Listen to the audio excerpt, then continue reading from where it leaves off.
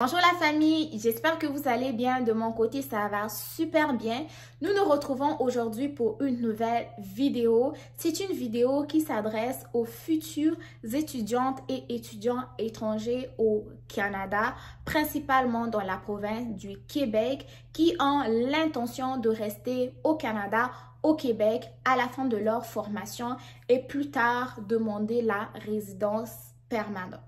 Les amis, pour être admissible à la résidence permanente dans la province du Québec, vous devez savoir qu'il va y avoir des diplômes qui sont éligibles et des diplômes qui ne sont pas éligibles.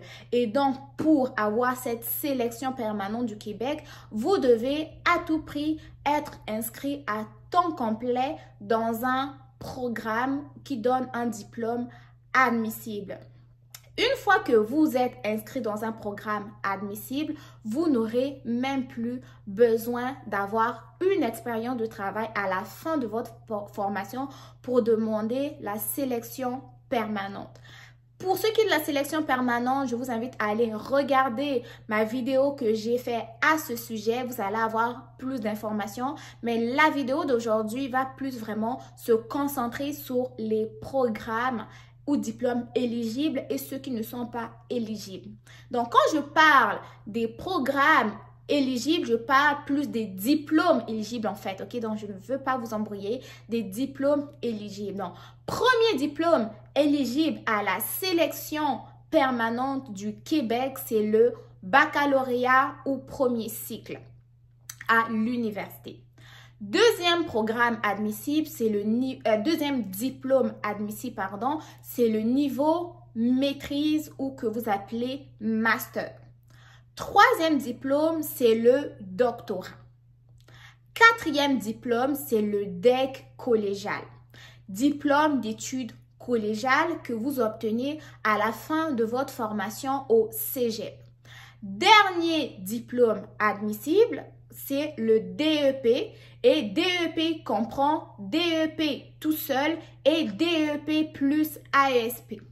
DEP tout seul, c'est un DEP, diplôme d'études professionnelles que vous obtenez au terme d'une formation professionnelle de 1800 heures.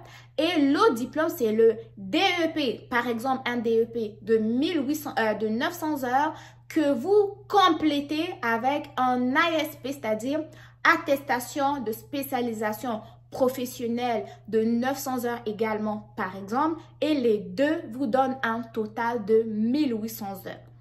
Donc, je répète, les diplômes admissibles à la sélection permanente du Québec, on a le baccalauréat premier cycle, la maîtrise ou master, le doctorat, on a aussi le DEC collégial, le DEP, diplôme d'études professionnelles, et le DEP plus ASP.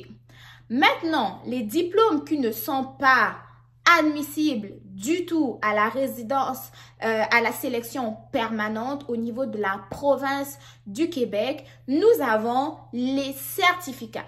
Certificat, en fait, c'est une formation d'une année qui vous donne 30 crédits que vous faites à l'université. Donc, sur la liste des diplômes admissibles, ils n'ont pas ajouté le certificat. Ok, donc, certificat, non. Deuxième diplôme qui ne serait pas reconnu, ça serait le DESS ou diplôme d'études spécialisées, ok, ou diplôme d'études spécialisées supérieures, si je peux le dire comme ça, le DESS. Le DESS, ça va être une formation universitaire que vous pouvez faire à la fin de votre formation de bac qui a une durée de 2 ans, ok. Donc, le DESS, lui, n'a pas été cité comme diplôme admissible à la sélection permanente du Québec. Et le dernier diplôme qui n'a pas été cité, c'est l'AEC ou attestation d'études collégiales. Les informations que je vous donne proviennent du site du gouvernement du Québec et cela a été mis à jour donc en date du 23 novembre 2023. Donc, pour les années à venir, je ferai des vidéos pour vous faire encore des mises à jour, bien sûr. Mais pour ce qui est de l'année 2024, nous avançons avec ces différents diplômes admissibles. Donc, baccalauréat premier cycle, maîtrise ou master, doctorat, DEC collégial, DEP professionnel ainsi que DEP plus AESP et on oublie DESS, certificat AEC parce que eux ils n'ont pas été listés. Donc si vous avez aimé la vidéo, n'oubliez pas de partager, de liker. Si vous avez des questions, tout se passe dans les commentaires. En attendant, au cours de mes recherches, je vais chercher à savoir qu'est-ce qu'il en est pour les autres provinces, mais j'ai voulu quand même aborder ces différents programmes, diplômes-là, parce que vous savez que en termes d'immigration canadienne, c'est le Québec qui a sa propre politique d'immigration en dehors donc de la vie provinciale. Okay? Donc, le fédéral plutôt. Donc, le fédéral va traiter, mais le Québec aussi a son mot à dire concernant les immigrants qui vont rentrer dans son territoire. Donc, c'était tout pour aujourd'hui. Prenez soin de vous. Bon succès dans vos différentes démarches. Si vous avez des questions dans les commentaires, des suggestions dans les commentaires, et s'il y a certains d'entre vous qui ont plus d'informations à ce sujet aussi, tout se passe dans les commentaires. En attendant, moi, je vous mets le lien de la source en barre d'infos et on se dit à très bientôt pour une nouvelle vidéo. N'oubliez pas de liker pour aider au référencement, de partager et de vous abonner. Pourquoi pas activer la cloche de notification, vous connaissez, non?